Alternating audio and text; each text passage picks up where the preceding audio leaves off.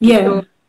Apa cabaran yang dihadapi oleh pengurus pengusaha tadika Tasca ni, terutamanya masa PKP ni? Boleh Kak Badia terangkan? Okay, Alhamdulillah. Allahumma salli ala Muhammad wa ala ali Muhammad. Tentang cabaran sebenarnya Kak ada rasa semua kita mengalami keadaan yang luar biasa. Maknanya pengalaman pertama untuk semua orang. Jadi pastinya ada banyak pelbagai kebimbangan. Jadi sebagai kalau pengusaha Tasca dan Tadika, Kak ada percaya kita concern. Perkara utama sekarang adalah kesihatan anak-anak kita dan keluarga besar kita. Anak-anak yang biasa hari-hari bersama dengan kita, kita akan selalu teringat dan bimbangkan. Moga-moga tidak ada yang terlibat dengan wabak ini, insya-Allah. Dan untuk bisnes pula, bisnes side kita memang pastinya risau kerana keadaan ini tidak menjanjikan apa-apa lagi untuk kita. Maknanya mungkin dia akan lama jadi kita nak plan pun kita teragak-agak jadi terpaksalah kita mencari kekuatan dengan berlapang dada menerima ketidaktentuan ini dengan sabar dan tenang, insya-Allah. Okay, so ada ke yang parents tanya Kak, sebab PKP ni tak boleh hantar anak kan, so perlu ke bayar yuran ke macam mana? Respon tak boleh macam mana? Okey, kalau di pihak secara personal kan memang Kak Wada tak ada terima lah pertanyaan tu. Tapi tidaklah kita kata kita tidaklah bukanlah tak perasan bahawa soalan-soalan ni berkeliaran, kita kata kan. Soalan ni dah menjadi public issue lah, kita kata kan, bila dibincangkan di mass media. So kalau tanya patut bayar atau tidak, Kak Wada lebih suka untuk menyerahkan kepada pihak-pihak yang berkaitan secara individual case. Maknanya tak patut untuk kita keluarkan satu saranan umum. Yes. So, maknanya kita kena pergi individual case. Macam mana? Diri ke macam mana? Depend dekat parents nak bayar ke tak ke macam mana? Bukan, kita cadangkan sebenarnya untuk parents dan pengusaha indirectly guru-guru dan anak-anak ni sebenarnya kena bekerja sebagai satu pasukan. Jadi maknanya kalau kata dia rasa dia patut bayar atau tak patut bayar, perkara tu patut dibincangkan dengan tim dia sendiri. Maknanya tim di tadika itu termasuklah ibu, ayah dan pengusaha. Itu yang penting. It should be deal case by case sebab kita sangat pelbagai. Ada ibu ayah yang memang tak affected, ada ibu ayah yang sangat terjejas. Ada tadika yang ada kapasiti dia lebih besar, jadi dia boleh rolling duit, maka dia mungkin boleh lepaskan beberapa bahagian yang dia boleh cover sendiri. Jadi kepelbagaian ni menyebabkan kita perlu bersikap adil dengan suasana yang berbeza-beza. So go back to your team, maknanya berbincanglah di kalangan ibu ayah dan pengusaha tadika yang berkaitan. Itu lebih baiklah. Alah, perbincangan berhala lah antara parents dengan pengusaha tadika tu sendirilah ya. Sangat betul ya. Okay, so memandangkan anak ni tak dihantar kan. So macam mana bagi Kak Badia sendiri nak wujudkan situasi win-win lah, win-win situation antara parents dengan pengusaha tadika sendiri, bagi diskaun ke, online learning ke, kan? Ya, boleh terangkan. Betul, cadangan-cadangan tu sangat baik. Cadangan-cadangan tu sangat baik dan kita patut terbukalah untuk melihat semua possibilities tu. Mungkin kita nak beri diskaun yang mesti boleh bagi adalah bahagian makan anak kan, definitely kita boleh cut off kan. Kemudian mungkin bahagian bil dan sebagainya, antara ruang lah untuk mencari win-win. Dan kalau dari pengalaman kita sebenarnya ramai je parent yang mana pendapatan dia tak terjejas, dia sangat bersedia untuk membantu tadika. Kita memang menerima respon yang sangat baik. Rapat. Technical problem, tak tahulah kenapa. Restart phone baru okay. So where were we? Kita kat mana tadi? Okay, tadi saya tanya, selain daripada bagi diskaun dekat parents kan, so inisiatif lain macam e-learning ke apa yang tadi macam Iman sendiri buat? Kita memberi support lah. Tapi Kak Wada tak anggap tu sebagai e-learning sangat kerana anak-anak tidaklah sesuai untuk e-learning itu menjadi perkara utama. Cuma kita pandu ibu ayah dengan memberi video, simple quiz, lagu nyanyikan bersama-sama, cerita-cerita. Maknanya support begitu Kak Ada rasa tadika boleh buat dalam keadaan masing-masing lah. Sampai berinisiatif post buku kan. Kak Ada dengar juga. Begitu maknanya usaha-usaha tu boleh diteruskan dalam kadar yang sesuai dengan suasana PKP lah. Maknanya jangan pula tension kan. Dan anak-anak kecil ni mereka sebenarnya lebih memerlukan sokongan emosi dalam waktu ini daripada kesibukan mengejar pandai membaca dan sebagainya. Dia orang masih dalam learning process, nak fun-fun ya. Sangat. Masih kena berbentuk bermain sebenarnya pembelajaran. Okay, so since Kak Bada pun cakap macam e-learning tu mungkin tak sesuai lagi lah untuk dia orang kan, tapi mungkin budak-budak yang besar dah sesuai. Bagi Kak Bada sendirilah sebagai pengusaha tadika pun macam cikgu lah juga kan. So sejauh mana e-learning ni, keberkesanan e-learning tu sendiri sebenarnya? Untuk anak-anak kecil? Untuk anak-anak kecil dan juga mungkin budak sekolah rendah yang tahap 1 tu kan. Kalau sekolah rendah dia lebih boleh dipelbagai lah di dalam talian Tapi kalau untuk anak tadika memang kita nampak the most we can do is to guide the parents. Maknanya kita boleh memberi cara lagu yang sesuai. Tapi akhir fungsi dengan bersungguh-sungguh bila dalam suasana ni masih ibu ayah, sebab anak-anak memerlukan physical touch, bonding, kena pujuk, jadi perkara-perkara ni sebenarnya sangat penting untuk anak kecil berbanding dengan bahan yang kita sampaikan melalui talian gitu. Okay, so macam Kak Bada cakap, parents yang main peranan penting lah bila PKP sekarang ni kan. So kalau yang macam diorang tak ada pengalaman nak buat homeschool, macam sekarang ni homeschool lah kan. So macam mana kalau tips mungkin boleh Kak Bada kongsikan dengan mama-mama yang nak homeschool ni untuk anak masa PKP ni. Okey, sekarang ni kalau untuk anak-anak kecil, peringkat taska dan tadika, perkembangan sangat besar sedang berlaku, bukan aspek IQ sangat. Yang paling besar yang that's happening inside the children adalah bahagian EQ dia. Kemahiran untuk bersosial, belajar untuk bersabar, bila meminta sesuatu dengan bahasa yang baik. Perkembangan sebenarnya adalah lebih utama. Jadi kalau ibu ayah nak menjadi guru di rumah, super guru lah. Yelah. Kena ada kekuatan emosi juga. Betul. Maknanya anak belajar bersabar dengan melihat kesabaran ibu ayah.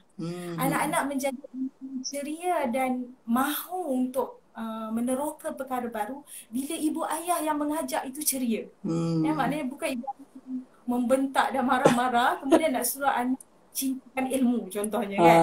Jadi mereka sangat bergantung pada contoh yang diberi oleh ibu ayah. Jadi kemahiran bersosial pada waktu ni untuk membina karakter yang sabar, karakter yang positif, selalu ceria, semua tu sedang berlaku dengan banyaknya sebenarnya dalam Betul.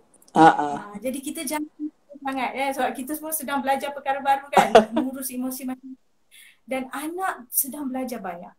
Belajar mengambil tanggungjawab di rumah, jaga adik kan, tolong ibu lipat kain. Semua ni adalah peluang besar untuk anak-anak progres dari segi memahami kehidupan ni dalam suasana yang lebih rapat dengan ibu ayah. Bukan diasak tekanan akademik.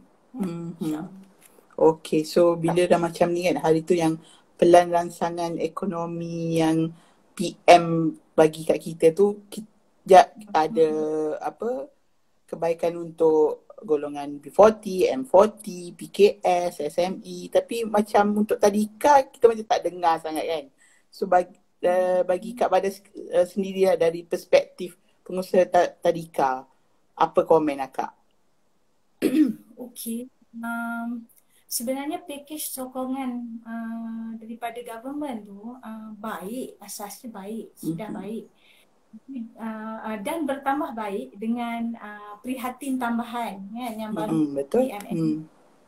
Cuma syarat-syarat tu Kak Ada percaya tak semua tadika memenuhi syarat yang diletak tu. Maknanya yang layak dapat, ada yang tidak layak, belum memenuhi syarat-syarat mungkin dari segi caruman dan sebagainya. Jadi tidaklah semua tadika kita boleh assume mendapat manfaat.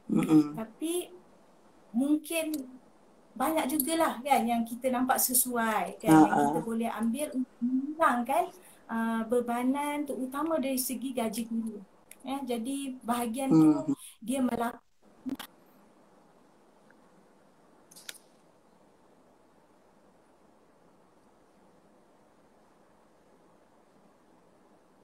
daripada menerima bantuan. Jadi waktu ni lah kita kata sokongan ibu ayah tu membantu tadika-tadika yang berkaitan. Maka pada Kak Bada, we get to know our own sekolah anak kita sendiri, bagaimana keadaan dia, apa khabar dia. Kita assume yang semua tadika sebenarnya dapat mengambil benefit daripada bantuan dan sokongan kerajaan. Okay, so bagi Kak Bada sendirilah, hikmah di sebalik penutupan tadika taskatan PKP ni ada tak? Sebab COVID kan? Subhanallah, betul. Sebenarnya dia Kak Bada percaya semua ni didikan daripada Allah. Dan tujuan dia ialah menyerlahkan lagi kemanusiaan kita. Antaranya kita tahu yang kita hamba, jadi kita kena redha, berlapang hati dengan ujian ni dan buat yang terbaik.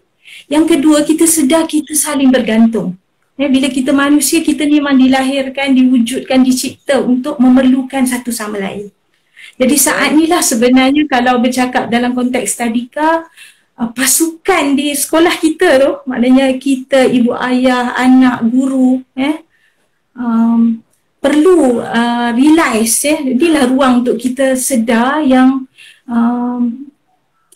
selama ni kan kita saling membantu satu sama lain. Jadi tiba-tiba bila ada ujian begini, kita tak sepatutnya menuding jari. Inilah masanya untuk kita lebih memahami each other, lebih kenal dan mencari solusi bersama-sama. Sebab akhirnya kita mahu sekolah anak kita tu masih wujud selepas COVID-19. Betul kan? Kita masih mahu kan hubungan kasih sayang anak kita dengan gurunya, dengan pengasuhnya, dengan maknanya kita nak anak kita dengan segala kerinduan yang dia sedang tahan sekarang ni, kita nak guru. Subhanallah, kita nak benda tu disambung semula dalam keadaan yang lebih baik. So pasukan pendidikan kita di tadika masing-masing ni, guru, pengusaha, ibu bapa, sepatutnya keluar daripada ujian COVID-19 ni sebagai pasukan yang lebih kuat, lebih erat insya-Allah. Okey, kalau bila macam ni kan, ialah mungkinlah tak tahu sampai bila kita akan PKP ni. Sebab kes Betul. pun banyak lagi. So ada ke ramalan Taska dengan Tadika tu boleh bertahan sampai bila? Yelah kalau ada yang tak dapat bayar semua tu kan. Berapa bulan? Berapa bulan. Yeah. Kak Wada tak boleh nak represent orang lain lah kan. Tapi Kak Wada percaya rata-rata mungkin dalam kadar sebulan atau 2. Tapi kita boleh mengubah that possibilities kalau kita menjadi tim yang kuat. Maknanya ibu ayah, pengusaha dan pastinya kerajaan lah. Kalau kata 2 bulan lagi kita kena lalu keadaan ni, Kak rasa kita kena berfikir dengan plan C dan plan D kan. Maknanya kalau plan A dan B ni tak sesuai, we have to come up with something different.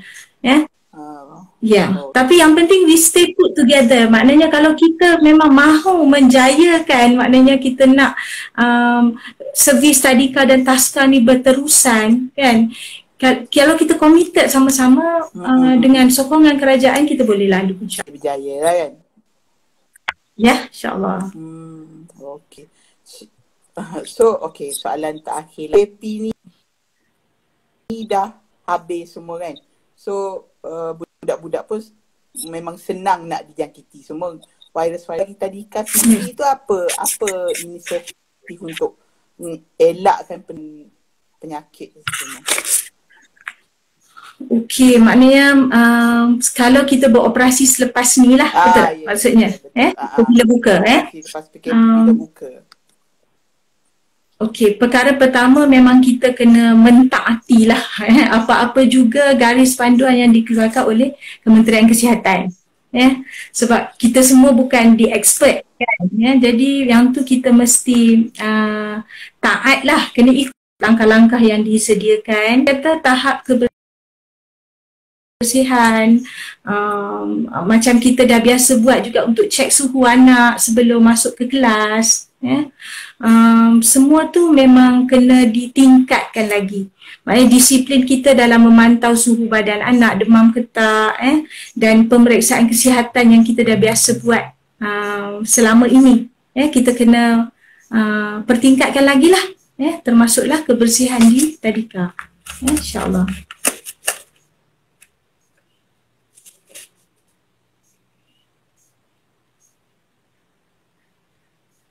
Alhamdulillah.